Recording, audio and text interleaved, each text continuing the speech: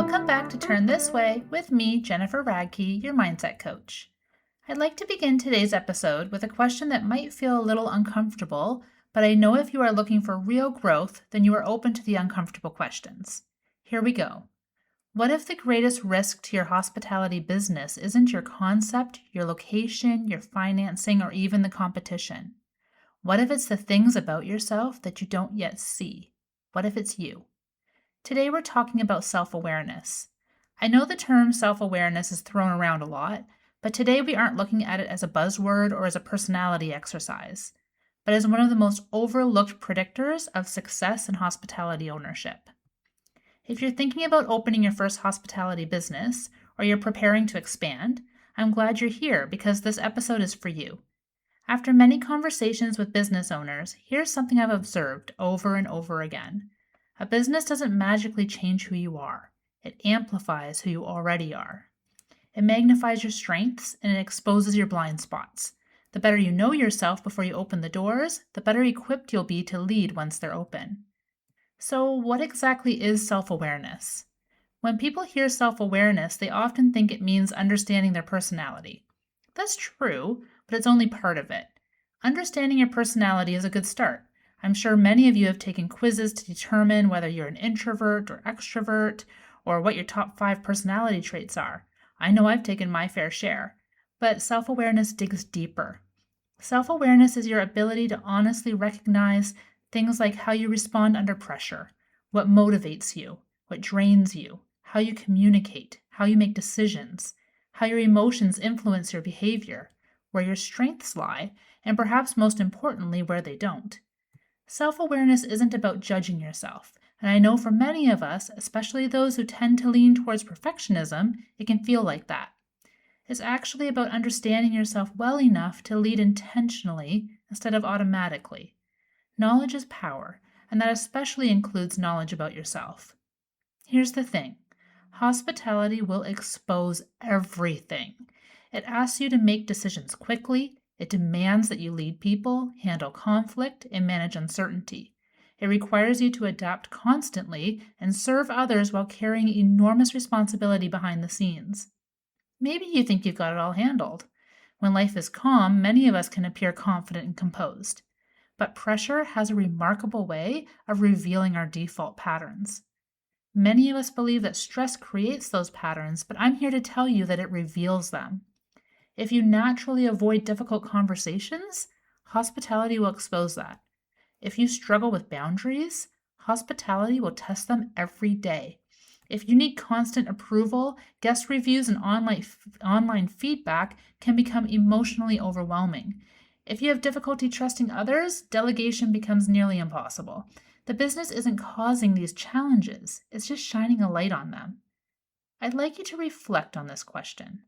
When you're under significant stress, who do you become? Not who you hope to become. Who do you actually become? Think back to a recent time in your life when you were under a lot of stress.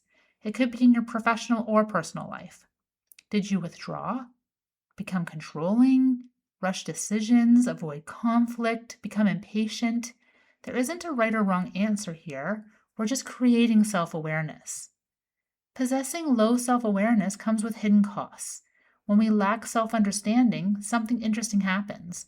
We tend to blame circumstances before examining ourselves. I'm sure you've witnessed this in others and possibly even in yourself. You may find yourself thinking, my staff just doesn't care, no one wants to work, my guests are impossible, my concept isn't working.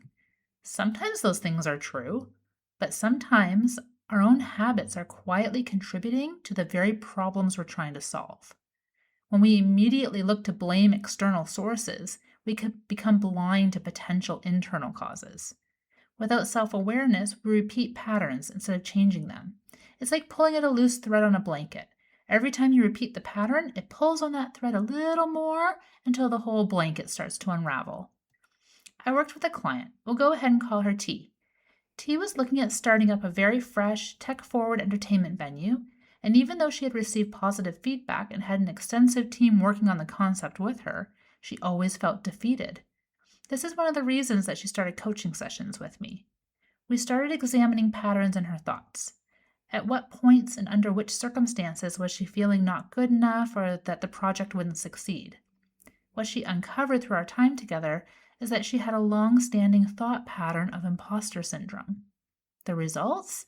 Whenever she got close to taking the project to investors, she would find ways to stall. The underlying pattern? Feeling as if she wasn't good enough or that others would see her as a fake. And the takeaway from this discovery is that T became self-aware, was able to pinpoint the pattern when it arose, and determine if it was her habit of self-doubt that was delaying the progress on her project, or if there was a legit external reason. And yes, while the imposter syndrome didn't fully go away, she was at least able to identify and move past it for the good of the project. The work to become self-aware was not comfortable with T, and it won't be comfortable for most people, but the results are well worth the effort. The goal is never perfection, but it is always growth. Here's something fascinating. Psychologists have found that most people believe they're highly self-aware. Yet, studies suggest only a small percentage actually demonstrate high levels of self-awareness in practice. Why? Because looking inward can be uncomfortable.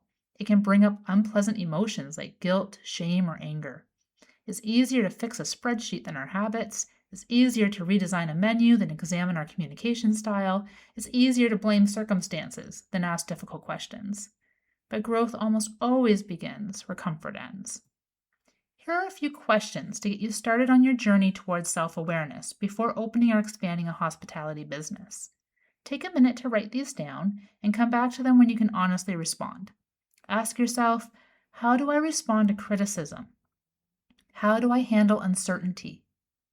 What triggers frustration in me? Can I separate my identity from my business? Do I ask for help? Can I admit when I'm wrong? Am I willing to change my mind when new information appears? How well do I recover after setbacks? These aren't personality questions, they're leadership questions. The good news is this: self-awareness isn't something you're born with, it's something you practice. Like I have mentioned before in some other episodes, your mindset does not need to be a fixed thing. It can be adapted. So here are 5 ways to strengthen it. First, seek honest feedback, not compliments, feedback. Go to people whom you know will provide you with honest answers. Let them know that you are seeking feedback and not just reassurance. Second, reflect regularly. This habit does not need to take a huge amount of time, but is highly effective in increasing awareness. Spend 10 minutes each week asking, what went well? Where did I react instead of respond? And what would I do differently? Third, notice recurring patterns. When you are reflecting each week, make note of challenges that arose. If the same challenge keeps appearing, the common denominator deserves your attention. Fourth, become curious instead of defensive. None of us like to be told that we are the ones contributing to problems, even when it's just you telling yourself. Becoming defensive will get you nowhere, and if anything, it will build walls and blocks towards growth.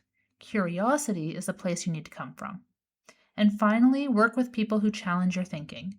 Coaches, mentors, peers, people who care enough to tell you the truth but are not heavily invested in you.